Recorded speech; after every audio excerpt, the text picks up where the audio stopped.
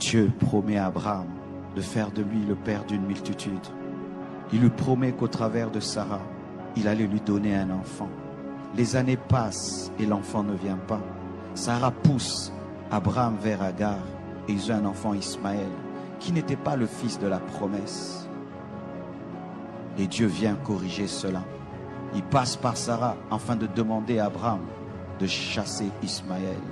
Ismaël est le symbole de la volonté permissive, de quelque chose que tu as fait parce que tu étais impatient, d'une relation dans laquelle tu es parce que tu as forcé dans la chair, d'une chose que tu trimbales dans ta vie mais tu sais que ce n'est pas le plan parfait de Dieu.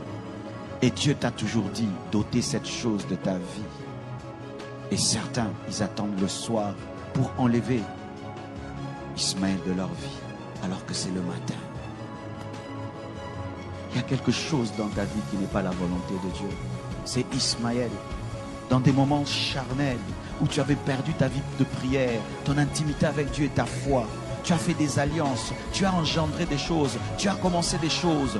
Mais tu te rends compte quand tu deviens spirituel que ce n'était pas le plan de Dieu. Et Dieu te dit d'enlever Ismaël. Et c'est le matin. Ismaël peut être même un ministère que tu as commencé, mais ce n'était pas le plan de Dieu. Ismaël, ça peut être un fiancé avec lequel tu es, mais ce n'est pas le plan de Dieu. Ismaël, ça peut être une affaire dans laquelle tu es, mais ce n'est pas le plan de Dieu. Ismaël, ça peut même être une maison dans laquelle tu habites, mais ce n'est pas la volonté parfaite de Dieu. Ismaël est un enfant, mais il n'est pas la promesse. Quand tu as Ismaël dans ta vie, plus tôt tu te débarrasses de lui, plus tôt Isaac grandira, car la présence d'Ismaël met mal à l'aise Isaac. Qui est Ismaël dans ta vie? Un amoureux de Dieu ne tarde pas d'enlever Ismaël. Tôt le matin, il enlève Ismaël. Quand tu te rends compte dans ta vie que ce que tu pensais être le plan parfait de Dieu n'est pas le plan parfait de Dieu, tu peux dire à un fiancé: je pensais que tu étais l'homme de ma vie, mais Dieu m'a dit que moi, je serai une grande servante de Dieu. Je ne peux pas épouser un païen.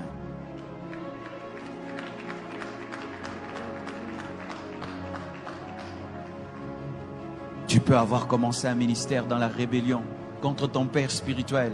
Mais quand tu deviens spirituel, tu te rends compte que cette église n'est pas dans la volonté de Dieu. Tu fermes l'église et tu rentres au pied de ton pasteur. Et tu dois le faire à temps. Tu dois le faire très tôt.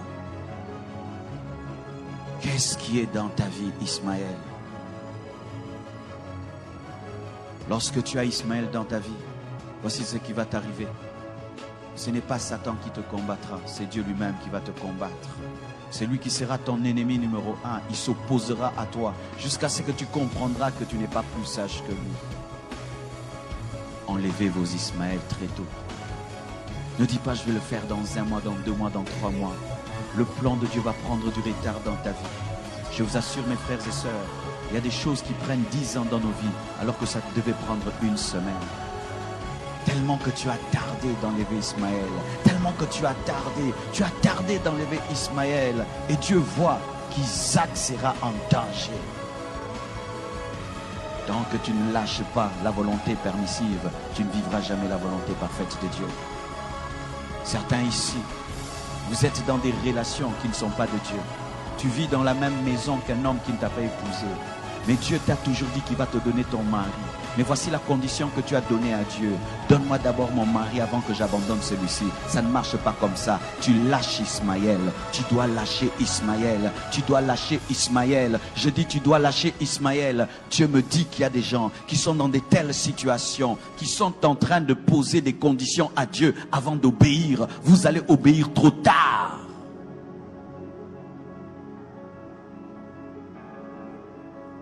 Le Seigneur te dit que les affaires que tu fais, ce sont des mauvaises affaires.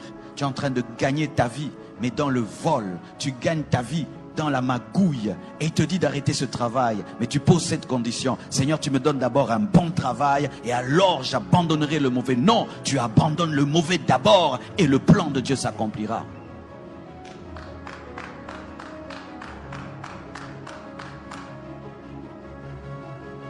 Es-tu dans la volonté parfaite de Dieu? La chose que tu as a été engendrée par quoi? Par l'impatience? A été engendrée par la chair? a été engendré par l'esprit, a été engendré par toi-même. Tu as forcé les choses. Et voilà que tu as Ismaël entre tes mains. Un enfant problématique. Jusqu'aujourd'hui, Ismaël est un problème pour Abraham. Ismaël a engendré tous ces gens qui bombardent le monde et qui créent des guerres dans le monde entier. Faites très attention. Obéissez à temps. Vous savez, mes frères et sœurs, lorsqu'une maladie est au début, on peut la soigner très tôt. Mais si tu la laisses grandir, tu peux vivre une amputation. Plus tôt tu obéiras à Dieu, plus tôt Dieu te guérira. Et si tu fais 10 ans, 20 ans, 30 ans avec Ismaël, il fera partie de ta vie. Et le jour que Dieu va l'enlever, une partie de toi sortira. C'est lorsque des gens arrivent jusqu'à avoir des enfants avec un mari d'autrui, des enfants qui ont grandi. Et là maintenant, l'Esprit de Dieu te dit de te séparer. Mais vous voyez le déchirement que ça cause. Ce n'est pas seulement que tu te sépares d'un homme, mais il y a des enfants. Pourquoi? Tu as gardé d'enlever Ismaël de ta vie.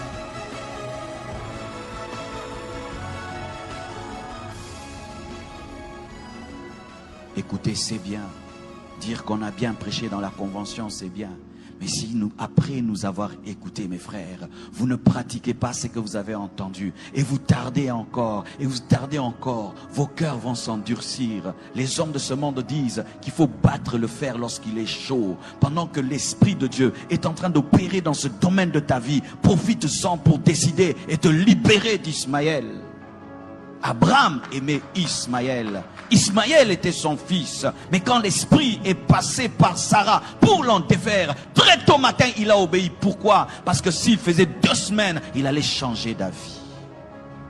Je ne sais pas si ça t'arrive. Des fois, pour faire une chose, il faut vite la faire. Car si tu tardes, le diable va te parler et tu vas trouver des arguments pour rester dans un mal pendant 2 semaines. Et puis 2 semaines, ça fait 1 mois, 1 année, 2 ans, 3 ans. Et tu te retrouves à ta mort. Tu n'as jamais abandonné Ismaël.